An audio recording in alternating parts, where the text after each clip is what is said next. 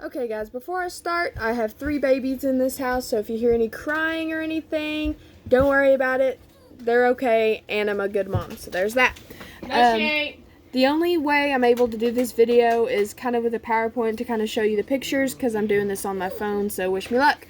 Alright, so my living artist is about a man named Chuck Baird.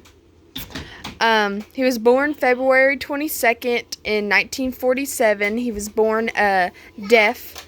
That means he can't hear, not that he's dead, because sometimes deaf and dead, autocorrect turns deaf into dead and stuff. So he was born deaf, and he went to the Kansas School for the Deaf.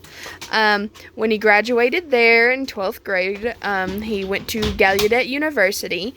Gallaudet is the only deaf university in the world. You don't have to be deaf to go there now, but it was made for deaf students to go there and not be oppressed and stuff. But he did not graduate there. He instead transferred and went to the Rochester Institute of Technology. Everybody calls it RIT, and he did graduate in 1974 with a bachelor's in fine arts. RIT is pretty common for deaf people to go there also. Oh my gosh. Sorry about that. It's a brand new computer, don't judge me.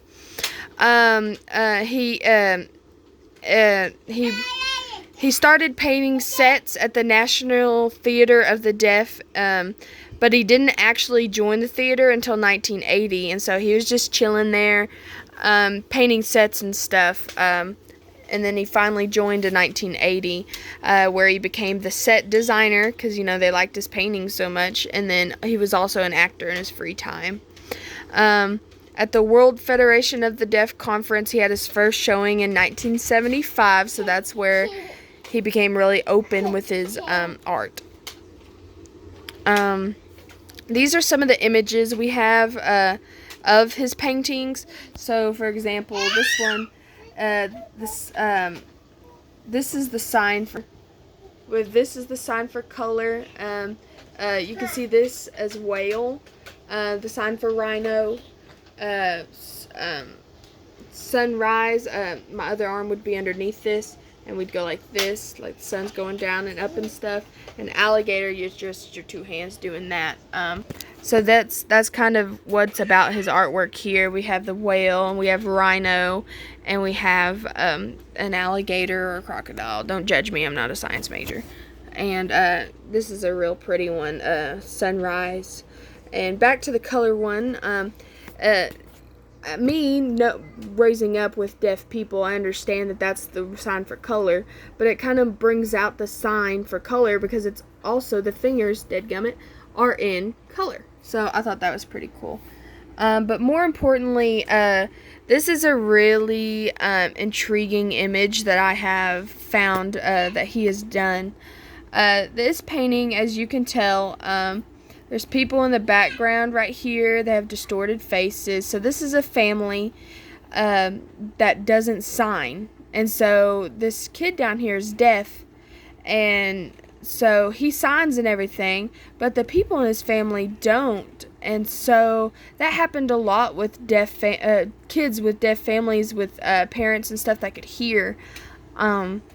They didn't really, I bet I know they love their kids and everything, but they didn't really talk with their kids, like sign with their kids and everything.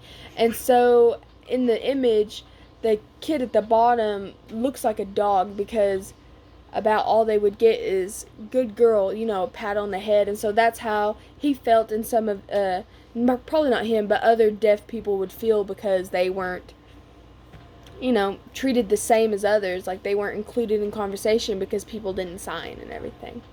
So that's my video over Chuck Baird. Please go ahead and look at a bunch of deaf stuff now, because all of a sudden you're learning about deaf things, which is pretty cool. Alright, thanks.